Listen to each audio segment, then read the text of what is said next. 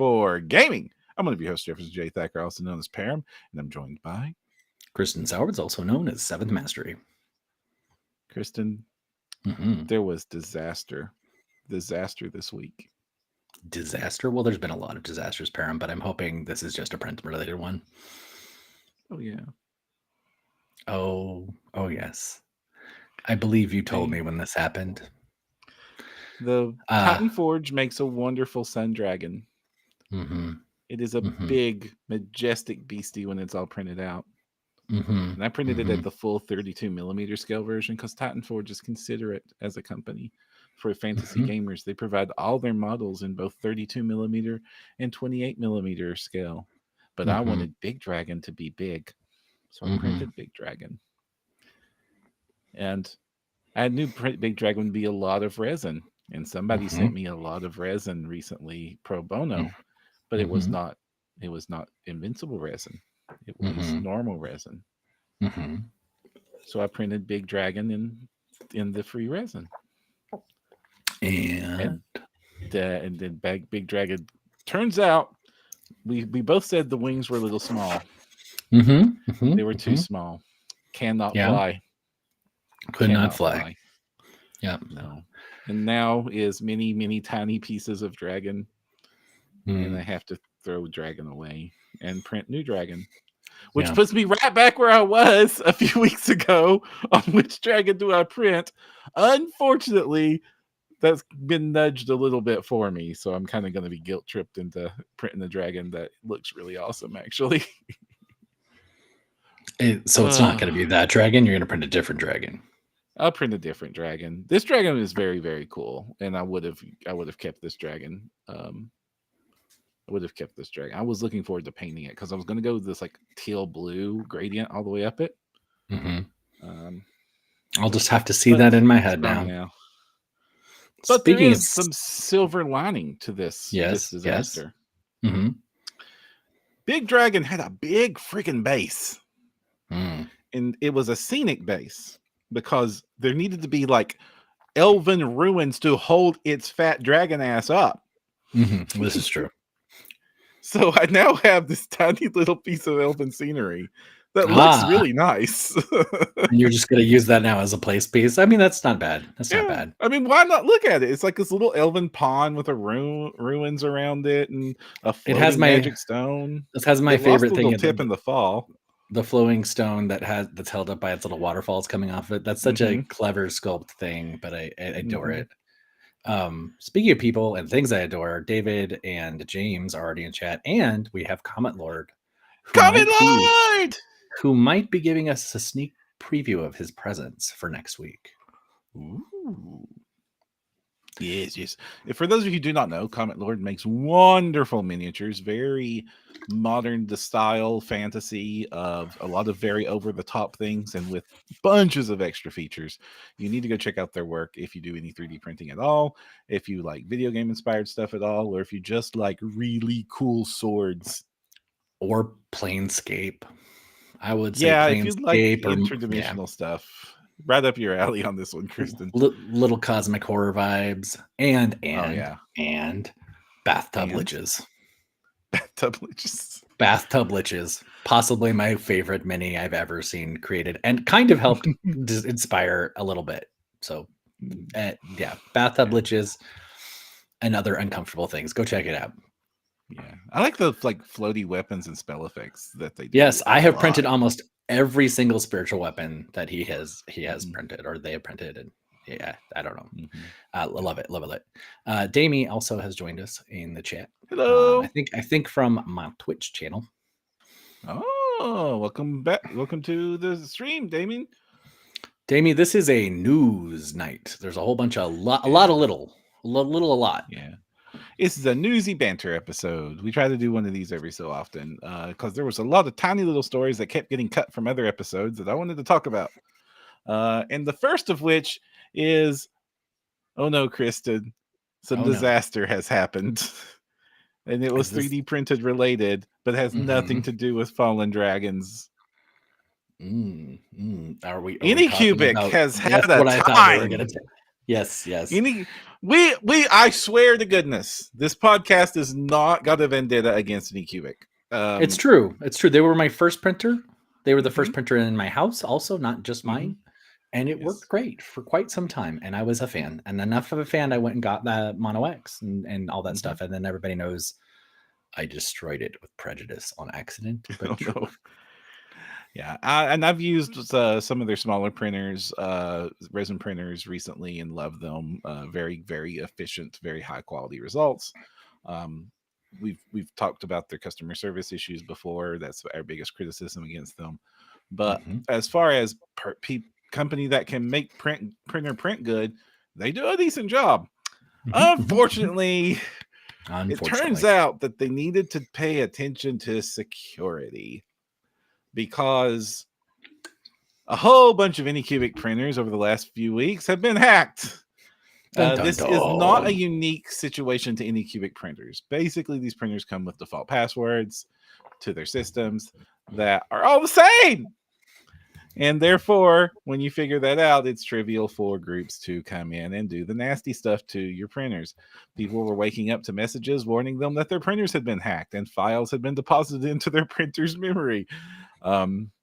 We don't have any reports yet that I'm aware of anything unfortunate happening to the printer beyond that. But they weren't like printing lewd objects out of the resin. Well, like when you have, they put G code on these printers. Yeah, it's very easy to put G code on these printers that tells it to take the hot end and put it at -100. But you have to wonder why. Why do you do that? I don't know. But that's unfortunate. And that does mean that the software was not secure. And this is not a unique situation to Anycubic printers. It's just funny because it's in our wheelhouse. Therefore, we talk about it. But the more and more you keep hearing about the Internet of Things, and we have smart refrigerators and smart toasters and smart toothbrushes, and these are not things I'm making up. If you go to any CES, you're going to see that they're going to shove the internet in, out, and through anything they can. It's true. But when you connect anything to the internet, it needs to be secure, because the internet is not a safe place. No. And indeed, Lava Bing, a lot of contemporary printers are internet connected. But that's also a problem sometimes. But also why? Because let's be honest, most of us users are memory cards, and just I don't know. I mean, I get networking and I get the whole thing, the convenience, but why?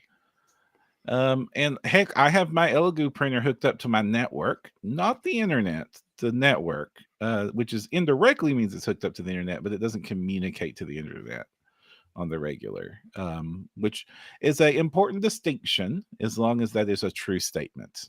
Though, of course, anything even indirectly connected to the internet is still connected to the internet. But that doesn't mean it has less options of egress, basically. But yeah, private network stuff's good, but nothing is safe unless it's air gapped. And honestly, if you've been to Black Hat, it's been really interesting to see how they've been managing to hack computers through an air gap lately. Are you familiar with what an air gap is? Let's say I'm not. Let's just go. Okay, so an air gap means that there are no actual wired connections at all, or wireless connections, or anything that connects this printer to any other network. Therefore, in order to get to it, you literally have to cross air.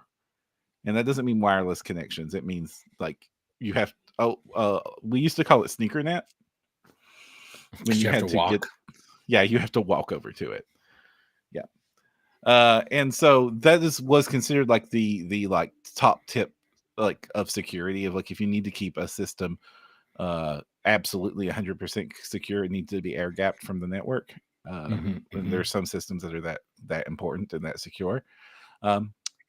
Well, actually, if you follow a bunch of Black Hat, they're listening to the sounds of keyboards and like throwing things through the speakers of nearby telephones, and like all kinds of crazy stuff that has been invented to bypass air gaps. And that is, as a nerd, I am wonderfully fascinated. As a former security specialist, I am horribly terrified. Right. Yeah. So if you have an Anycubic printer, take it off the network right now, maybe. Yeah. Look to see if you can change some passwords. Patch your printer soon. Because they definitely will want to patch this out. You don't want that. But this is something we're seeing all the time. I mentioned the Internet of Things. You're seeing a lot, like this happens with routers all the time. I mean, very recently and famously, the FBI had to shut down a router network that were some Russian-based hackers were using that, and they had to shut the whole network down with thousands and thousands of compromised computer routers that were all linked together into one massive hacking detonating devicey thingy. Detonating device? Well, it would not explode, but it would cause lots of damage. Like, what if you? The thing about computers is they're not smart devices. They're very stupid devices that are stupid very fast. So your little router has a very tiny little bit of computing power, but thousands of little routers told to do something a little really minor over and over and over again can do a lot of damage. Like DDoS attacks are the most obvious thing, called distributed denial of service attacks. That's when you just basically flood a network with traffic and requests in the most inconvenient ways possible to basically shut things down. Right. Yeah. If you wanted to say disable a power grid or overload a local infrastructure, it's a wonderful tool to use for that. A wonderful tool. I mean, it gets the job done well. But what is up with suspicious face here, Kristen? I'm just saying this sounds a little like, tool implies use, which implies familiarity, implies what's Perram doing on his off hours? Perram in his off hours is painting little elves. Yes. I am a former security specialist, Kristen. It's been a long years to put that former in there. All right. White hat. So we're going to be moving on to what have you been up to, Kristen? I have once more re-engaged the FDM scene. Yes. Well, don't get excited, because this is what I'm going to just say about the FDM scene and me, but more specifically, anybody who's getting into it. Understand me. Listen, oh brethren, if you are of the goo, if you are resin children like myself, when you wander into the FDM land, they will expect you to do things.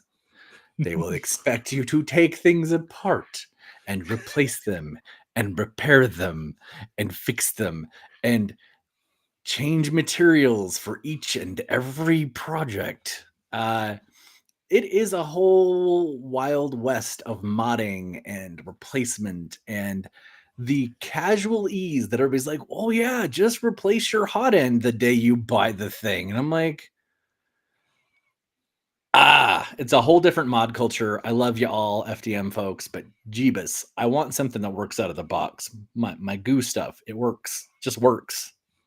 So, needless to say, FDM and I, we're working on it. We have a complicated relationship. Maybe someday there'll be a ring, but I don't think so. We'll see. Me and FDM. I'm enjoying the FDM world. I've uninstalled my Neptune 3 and cleared off a spot for the Neptune 4. When I get back from Gamma, priority 1 is building it. And that is one of the things that I am enjoying a lot. They have become much more simpler. But I remember when I was first getting into FDM and I bought my Ender 3, and all my 3D printing friends that I went to for advice were like, oh yeah, that's a wonderful, great printer. Good choice. Now buy these 17 other third-party aftermarket parts before the printer even gets there. And then install it. And it's not that's not the world anymore. There's still some remnants of that, but oh boy. So they want you to replace the hot end in which printer? The three. But there's let's just say the thing about this too. Like, you can get your beautiful goo machine, you can pre-order your bottle of goo and an FEP and a couple other cleaning tools. You can have your screen protector. Yes, well, most of them come with them now, but let's just say they didn't. Get your screen protector. You can have it all ready to go. You can set up the entire thing and have it dipping the goo in maybe an hour or two.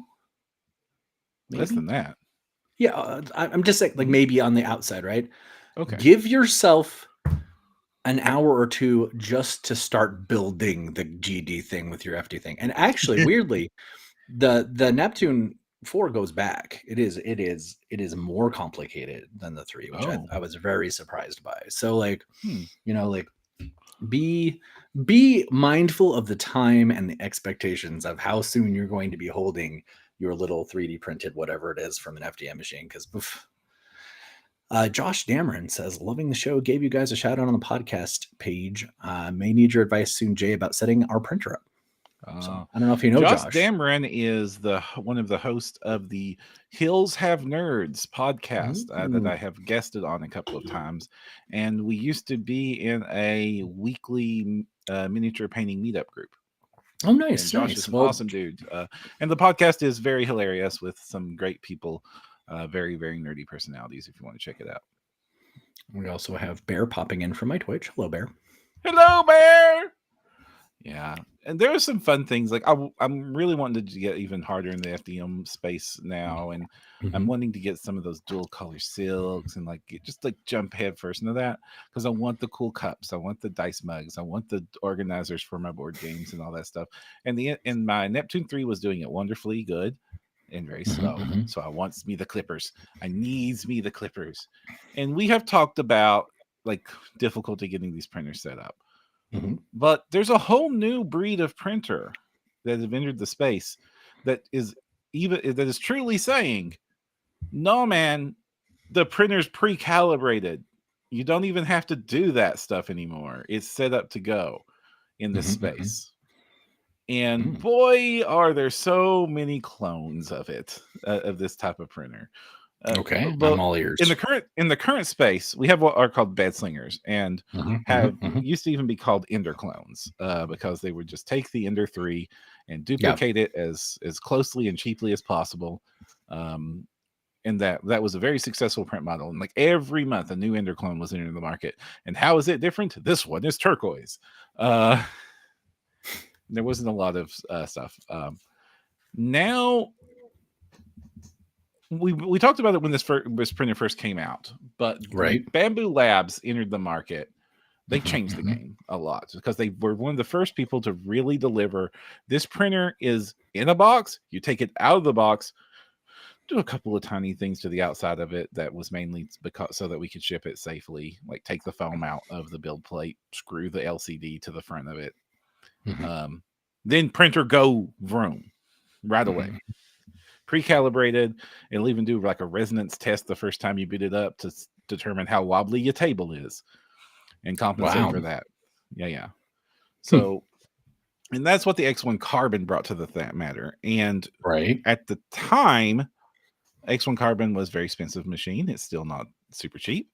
And you can get an X1 Carbon for $1,200 US. Oh, well, that all. It's got an Ender-sized bed. It's got clipper. It's able to print at 2,000 millimeters a second. Wow. This thing is just speed demon. But expensive, right? Like, it's also got climate control on the inside, so this thing can print your ABS. This thing can print your nylon. This thing can print any of the materials you want it to print. And there's a version of it that has a lid on it that lets you put 4 different types of material into it, and it will just rotate through the colors and materials. It'll even do that cool thing I keep drooling about, where it prints the support material in water dissolvable material, so that when you're finished with it, you don't even pull the supports off. You just dunk it in water. I want to go to there. You want there?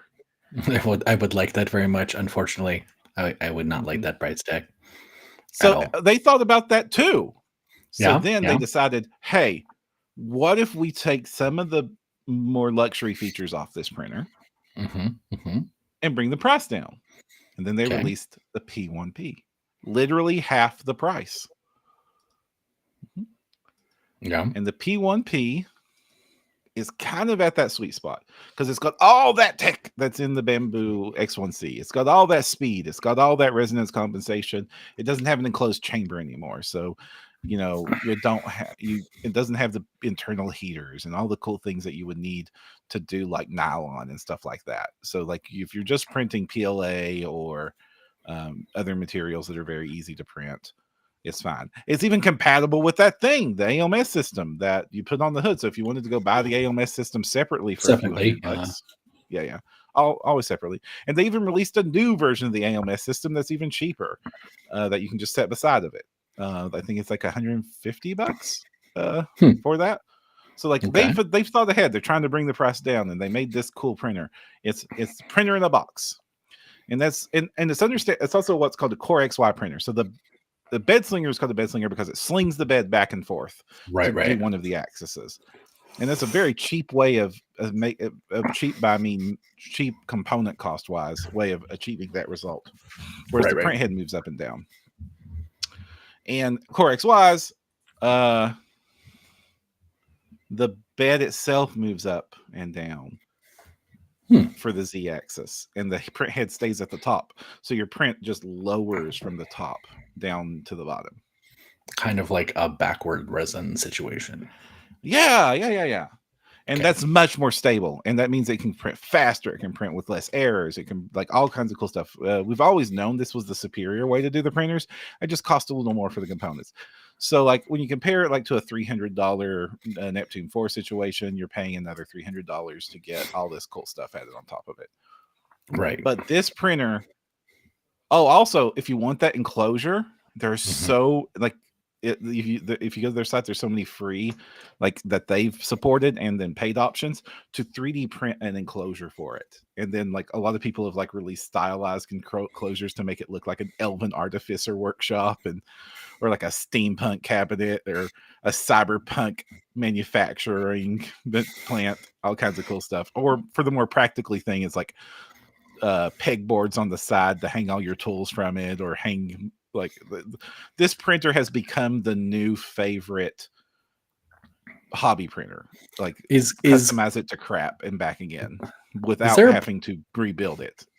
Is there a portmanteau for cringe and adore, like credor? Because I think I love it, and I'm also kind of cringing a little bit. That's people. I love it. But since this printer has been so successful, it is lots of people have been inspired by it, much the way that many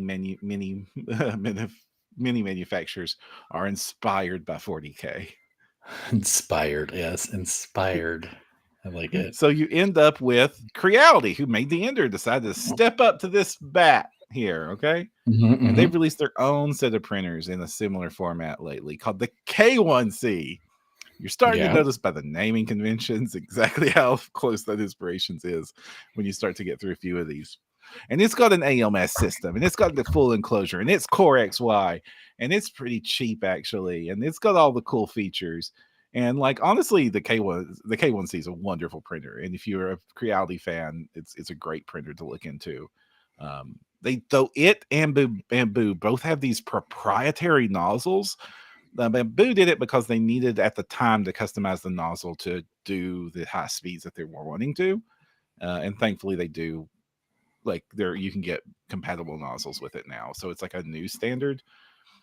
But they don't use the standard nozzles that your others do, and Ender is the same, which is unfortunate, but because it means that if it doesn't catch on, that means you basically have one source of nozzles, and you better hope they keep making them. Right. For the Bamboo Lab, I think you're good. For the Ender, you're probably good. Ender's a humongously established brand that has a long history of support. You can still buy parts for the original freaking Ender off their website. Like they do long-term support. Love Bing says, do any of these have the hot end printing up on an upside down bed? I've seen examples of that. Neither of these do the upside down printing, though actually you can turn the printer completely upside down if you wanted to, with like they will do it. It's just they're not designed for that by default. But there are printers that do that intentionally. then there's no reason you shouldn't. It's your fused deposition modeling. You're sticking liquid stuff to a solid surface. Gravity is not a strong enough force to influence that. And then you enter into play the real bargain options. Now, I'm not going to say it's a bad printer, but like it's, hey, what if we can knock $100 or two off that price tag? And you enter like Two Trees SK1, and it's so much like a Bamboo P1P that it looks it's very stripped down to me. Yeah. Mm-hmm.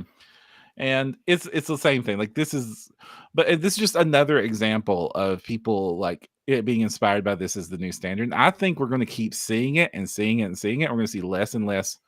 We're going to see less and less bed slingers entering the market at all, and then we're going to see these boxy Core XYs that are ready to go out of the box, which is what all of these are. I don't hate this trend, honestly, but go on. Yeah. And I think that this is the new direction we're going to see for printers going forward. And it makes the most sense. Like we've seen like old Prussias having these Core XYs before too, but the price tag's very much high. It's not the first time we've seen this sort of build material, but this is the first time that it's become like the popular thing to make. And I dig it. And I mean, I don't know. Things go right in a certain few projects, and I can easily see myself grabbing a P1P soon and adding it to my ever-growing collection of filament printers. And eventually, I'm basically going to have a print shop, and I don't know what to do with it. I mean, there's a lot of opportunity there, but at the same time, merchant licenses, et cetera, et cetera. I don't know. I think there comes a point where do you start regifting them? What do you do? I've actually already regifted several. Like my Ender 3 we gave it away on the podcast. My Ender 2 got given to a friend. Not my Ender 2. My Neptune 2 got given to a friend. My Neptune 3 is currently in storage to make room for the Neptune 4. Because Neptune 4 very fast, and it would take 4 Neptune 3s to equal 1 Neptune 4. As far as output of production goes. It's that much faster? I guess I really haven't. Like when really let's be honest. Faster. When I set up an FDM project, I do all my setup. I get my bed set up, like all the stuff in my file thing. I take it up, I put the SD card in, and then I despair. And I come back 2 days later to see what's left over, because it literally is like 50-50 chance I'm going to come back to spaghetti. And then, the other thing is 50-50 chance I come back to, the little teeny segment piece that's half done, So like I am hoping, that this will now be the come back the next day and it's done, at least. Kind of like the first generation resin printers were for me. Yeah. So the biggest thing is like to safely print on the Neptune 3 series and 4, I print at 50. And a lot of people you'll hear print at 50. It's the safe speed. You can go faster. They're capable of like 100, 120, some people 150 if they're really pushing it and optimizing it. And I'm sure there's even faster. Like Speed Benchy is a thing. That's a competition where you try to print a Benchy as fast as possible, and sub 1 minute Benchies exist. Wow. If you don't know what a Benchy is, it's a little boat, right? Little tugboat thing. It's a little 3D printable boat that is a calibration. It's a calibration print. It's a print that if you look at the Benchy, you can tell a lot of things that might be wrong with your printer, because it tests overhangs, it tests smoothing, it tests seam lines, it tests all sorts of fun things. It tests bridging. Benchy is a great print to find out a lot about your printer. And it's like printing a Benchy is often the first thing you do on a new printer when you're setting it up. Perram. Ask me how many Benchies I've printed. How many Benchies have you printed? This many. I thought it was going to be a situation where like you have like a Benchy Voltron, like some people have made. No, it's designed to make a miniature out of 17 Benchies. I have printed exactly one calibration print, which was the Anycubic Owl. That's the only time I've ever done it. Otherwise, I'm like, I kind of know what I'm looking at, and so I'll just dive right in and start messing with stuff I actually want, and then have to diagnose it. I would print a benchy if I didn't, but we've seen like what is it? Table Flip Foundry has that other thing, their dimensional accuracy print. Yeah. I have printed that once. Uh-huh. Just to really like go, what the hell is wrong, and to get that like a whole like big spread of all the different things, which a benchy will do, but I prefer that tool, honestly. So, inadvertent shout out. Good point. Anyway, yeah, and so that nice new printer trend, and I hope to see it going forward. I definitely am strongly considering getting the P1P now, especially since it's come down to $600. Didn't you just get your 4 though? Like just recently? It's still in the box. So the reason that I don't want to get a second printer that can't keep up with at least a 4, and we were talking about how fast it is. So the 4's top speeds are 500 plus as opposed to 100 plus, and they comfortably print in the 200s. Thanks to Clipper. Versus 50. Yeah. Got it. Yeah. Mm-hmm. So it has a hard time hitting the 500s because you have to slow down around corners. So that's why the 200s is a nice speed for it. Well, I eagerly await your field report. Mm-hmm. Yes. Next week we will hear about how badly the Benchy came out. So while I can't guarantee that you will come back in 12 hours to have a beautifully printed piece of gaming terrain or a dice mug or anything cool like that, I can guarantee you would come back in 12 hours to 4 times as much spaghetti.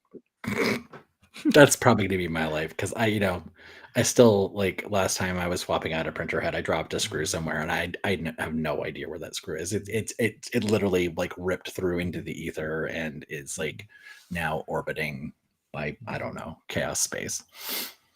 David in chat is printing on a 4 at 300 with a 0.6 nozzle, which doubles your print speed, going from a 0.4 to a 0.6.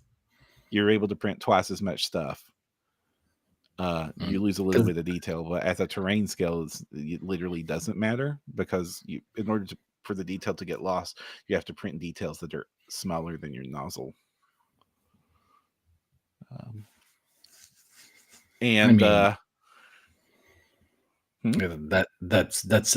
I bet it still looks very impressive. David, you should send us pictures. I'd like to see. Yeah. He says it's a terrain factory. I would imagine so. I really do want to get that 0.6 nozzle. Like, it's going to be one of the first mods I do to it. And I'm sitting here talking about it's ready to go out of the box. Stuff is good and stuff. But if you were printing, okay. Uncle Jesse makes this point, and I agree with this point entirely. So go watch Uncle Jesse videos. It makes very little sense to have 0.4 millimeter nozzles be the default nozzles on these printers, because you want to do one of two things with 3D printers. You want to print large objects or medium-sized objects, things bigger than a coffee cup, with terrain, or even smaller than the coffee. Basically, you either want to print something as big as an apple or bigger, in which case you want bigger nozzle to print fast and get more material out faster, or you want to print tiny thing with lots of detail, in which case, assuming you don't want to go resin, you want a 0.2 nozzle, to get the tiny details. So and the 0.4 is inconveniently bad at both of those things. Well, there you have it. I'm still probably going to leave it for a bit and see how much worse it is, but we'll see. I mean, I bet upgrading to just getting 4 times the speed is going to make me happy at first too, because I'm remembering like 2 days to get cool houses, and I want 1 day to get cool houses. Yeah. But speaking of things that are inspired, boy, GW has come down on a lot of the community lately. Colts 3D is turning into a lot of spare space on that platform. Yikes. Yeah, we're seeing like Luthic got hit, who did one like really wonderful, 40K adjacent stuff that was a little bit easy to tell what they were for. Some we're seeing a lot of like, and then of course we talked about EMNG being hit a couple of weeks ago, and it just seems like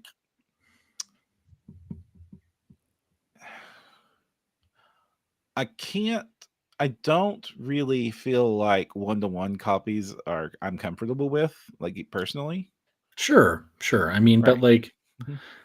I'm just But worried if that like you, over somebody like Puppets War, which is not the same, it's very different, very different very Puppets War. different. But like, like I Mhm. would almost prefer those sculpts to most GW sculpts. I mean, assuming we're not talking about their hero sculpts, because that's a whole different Yeah. situation, and some of those things are incredible. But yeah, But if there is a favorite creator out there that isn't one of the established companies, and Puppets War would count as an established company, I don't think there's any danger coming to Puppets War anytime soon. I hope not. I Based love on them. my experiences. I love them so much. Please don't ever stop, guys. Anyway. Yeah, y'all do great stuff. I love the Orc Batmobile. Did you have the Orc Batmobile? I have every single thing they've ever done. Yay! I Wonderful. was their first month sub person, and I've never stopped. I missed them on month 1, so I had to go back and buy it. So I joined on month 2. Yeah. So you got me by a month there, Kristen. I do. In fact, yeah, I believe I told you about them, if I recall yes, correctly. you're why I have them. So anyway, Wonderful.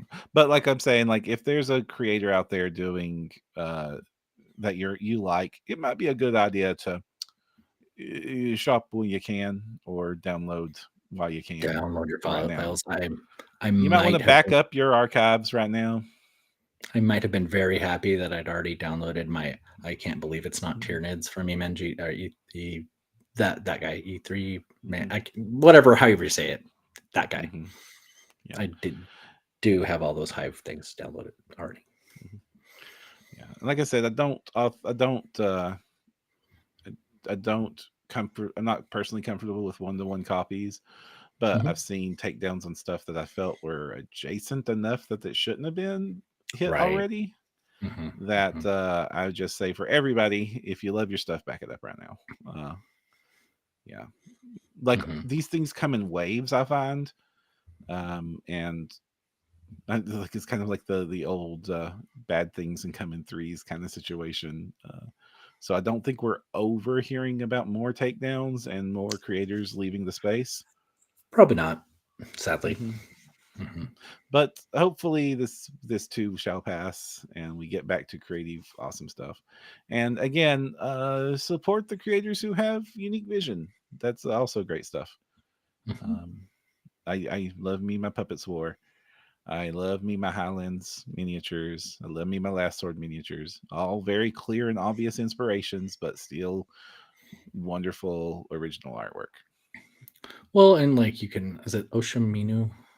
There are people doing things that are like inspired by but different. Like their Tyranids are aquatic, so they're like more crab and jellyfish oriented, and they're amazing sculpts, by the way. Yeah, they're really good. But and Maker's Cult that does like the cyberpunky Tyranids.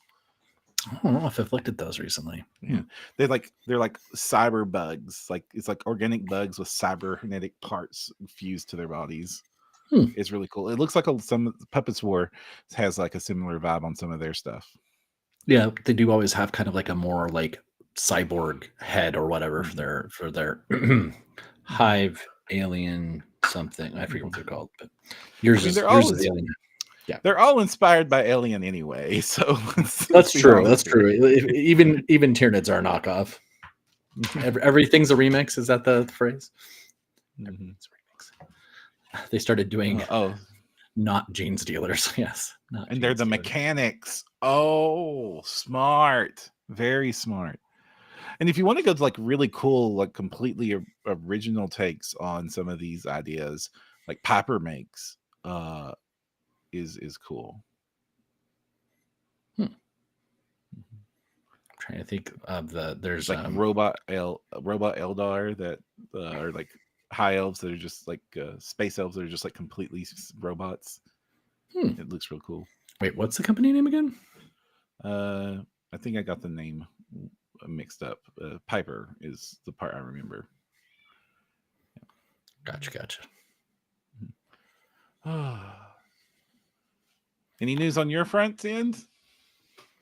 Not really so much. I mean, obviously, the preview that we're talking about Scott's stuff next week, but the preview for that campaign is up for Comet Lord. I would definitely go check it out, and I believe you can sign up already and get all the deets.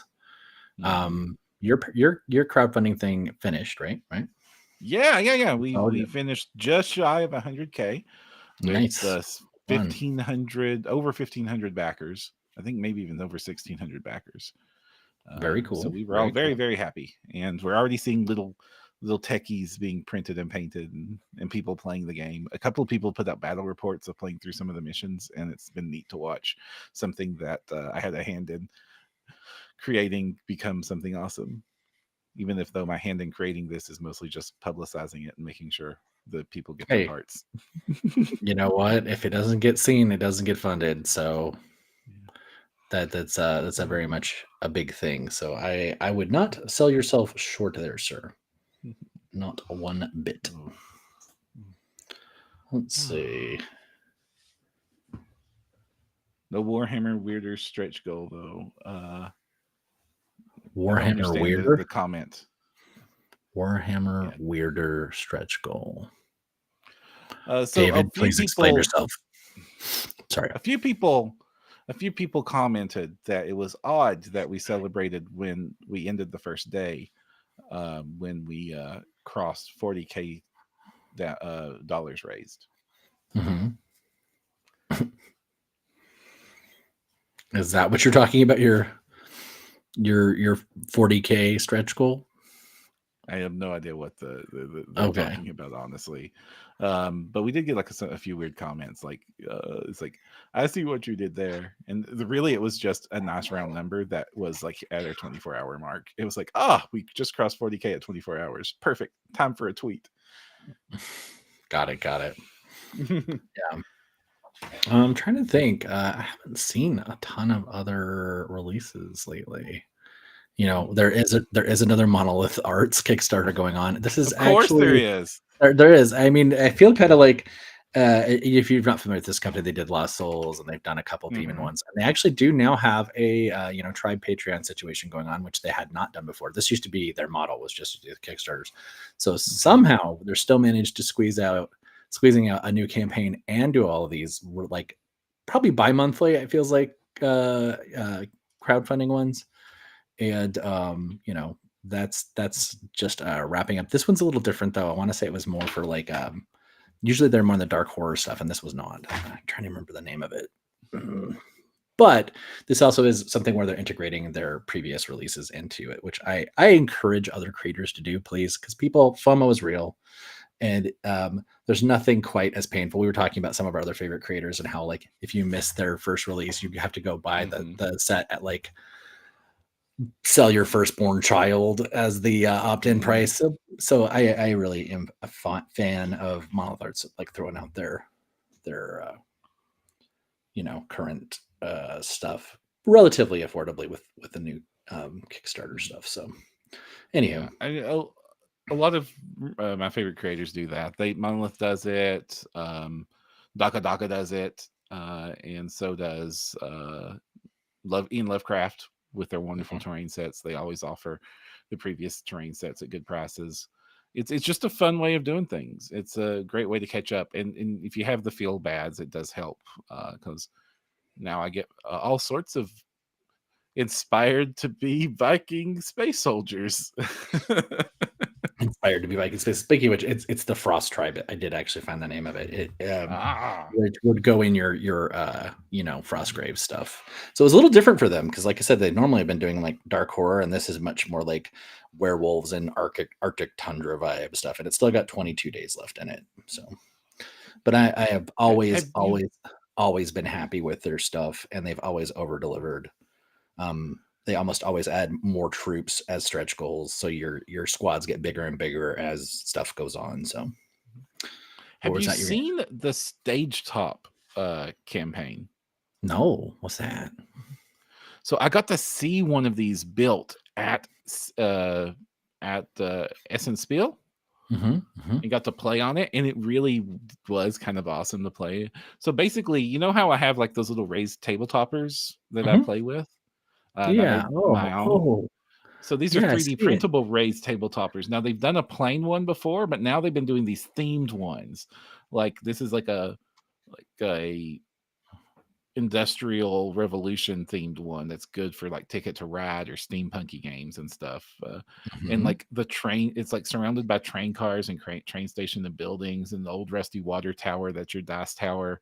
And the train cars can have like open bedded train cars for you to store your tokens in and things like that. Like they've got like a forest one too with like wood and logs and stuff for it. And this is actually their second set of themed ones because they've done like your traditional dungeon, and like this is the plain one, which is just either plain black, or I think I remember we saw that just one. like a cable. Yeah. And then like they've done one that's like a tavern theme and a castle theme and a futuristic theme and that sort of stuff before. And at first I was just like, yeah, right. It's a cool idea, but it's going to take you forever to print. And of course, if you're printing on 50 millimeter a second printers, it sure as heck is forever to print. But now that we got super fast printers in the world, maybe I need to rethink this concept. Yeah, but I got to play on one of these. I got to play Catapult Feud on the castle one, and it really did like enliven the game a little bit to be playing on this giant castle table while we were shooting little catapult balls at other person's little block castles trying to knock over their soldiers. Do you know what the connectors were like? Is it snap fit, or is it magnets, or how are they linking up? I think it's snap fit. Like it's little like snapping, locking, like screw in post and like pegs that lock together with like little connector pieces. And it felt nice and stable. Yeah.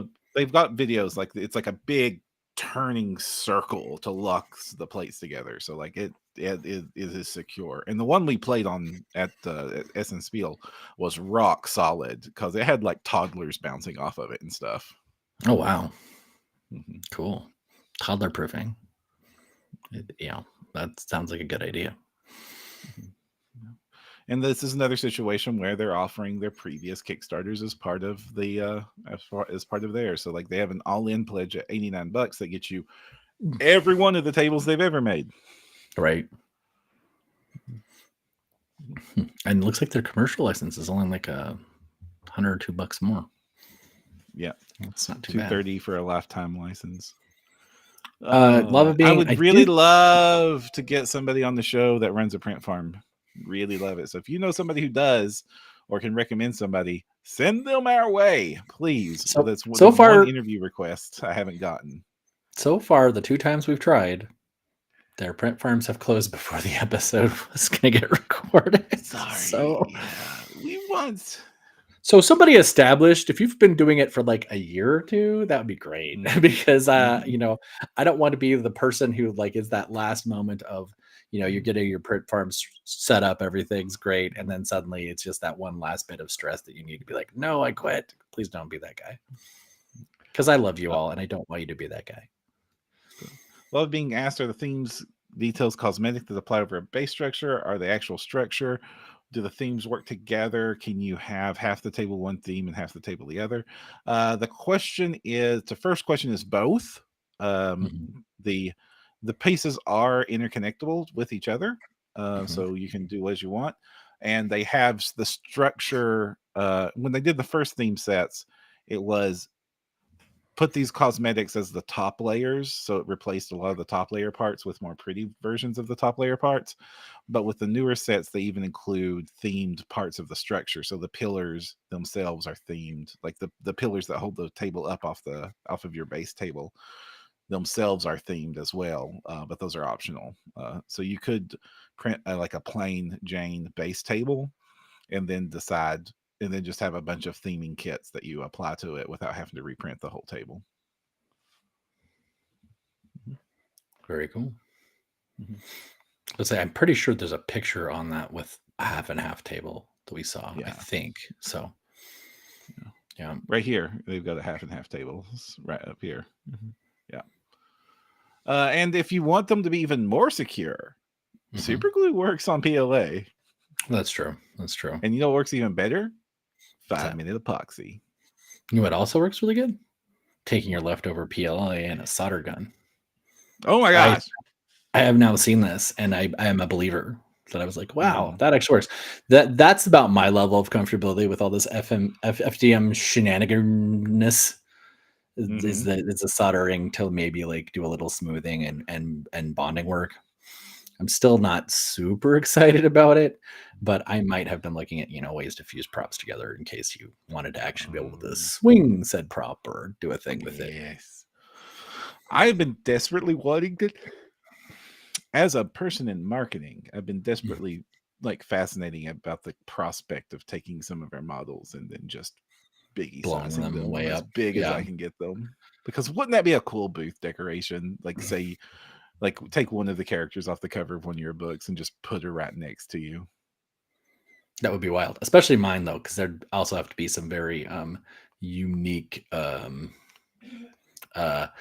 physics involved in some of them, since I have a lot of creatures that have like floating separated anatomy, for instance. I'm like, how are we gonna print that? That's actually one of the things. Speaking of which, Ace is even in chat right now. If you are or know of a commission sculptor for STLs, I might be looking for one for some stuff. Ooh, so nice. If you know somebody who is reasonably and private scale, we're talking, I would love to be able to pay for like a big commercial launch of something, but this is more for like a personal use thing, and I might just be ending up using Hero Forge or Eldritch Foundry, which are great services, but there's some stuff that would be pretty neat to be very customized if we could track it down. So anyway, and Damie wants a really badass Batman STL also. There's plenty of those out there though, Damien. We could probably find you that. Gonna make a cover. Ironically, sorry, go ahead. Ironically, the comic world doesn't do like the GW style takedowns anywhere near as often. I guess it's true because there's like a tradition of people making fan art and understanding what fan art is in that community. So and also for a time, Marvel was even offering what was called the fan art license, where you paid them a nominal dollar to be able to produce fan art of their characters under certain very restricted conditions. Because good Lord, can you imagine going to any nerd con where no fan art is allowed? Right. Like a lot of those artists make their bread and butter. Like one of my friends was like, oh yeah, I do all this stuff I love. And then I also just do like a couple sketches of like Harlequin, and I do like prints of those. And that's how I pay for my booth, is with the 3 sketches of Harlequin that I printed at 500 of each. And then she actually does her real art like on the side, and maybe sells a few of them, but like the whole booth is run off of like her placeholder Harlequin sketches. And I'm like, I mean, that's cool if it's, okay. Nice. And also fun times on that. Even in Japan, because to find out that I'm an otaku is like not even a surprise to anybody. The most restrictive copyright country in the Western world, they don't even have a concept of fair use in their legal system. Yikes. And it is a crime to disparage a company, even if what you say is true. Okay. Yeah. Which is a thing that blows my mind. Suddenly Pokemon makes so much more sense. Go on. They have completely legal authorized fan art communities at their biggest conventions too. Like Comic Kit is just awash in fan art. Like even they understand that fan art is required for a functioning, vibrant community to exist. But GW, not so much. Yeah, and oddly Nintendo too. Nintendo's got some creative thoughts on fan art. It's funny. I just named the monster because as I said that, my Eldritch Foundry, your Eldritch Foundry sub is up this month. Popped right there. So. Anyway, We are coming up on time. Do we have any shout outs, Kristen? Just again, I hate to say it 3 times in a row, but I'm gonna join us next week for Comet Lord. It should be a fun time. Yes, I'm so looking forward to talking with Comet Lord again. I'm so happy. I do like time's almost up on the Nautiloid. If you want to get in on the Nautiloid Frontiers campaign we talked about, if you want a big giant tentacle ship with lots of cool tentacle friends to live on said ship, this is your best chance to do so. Also, time's almost up on the Wild West Mayhem set, and I'm bringing that one back up again because there's not going to be a ton of Wild West miniatures out there in the world at this quality. So if you want them, get them. Yep. Right. Until next time, if you want to support the podcast, you can do so by going to iTunes or Spotify and giving us a review. That's some of the best way you can support the show. If you're watching us on YouTube, like, commenting, and subscribing can also help the show out a ton. If you want to find more, you can find us over at printyourgames.com, where you can find the previous episodes, links to all our socials. And until next time, I'm Jefferson J. Thacker, also known as Perram. I'm Kristen Sowards, also known as 7th Mastery, and don't forget to use your screen protector.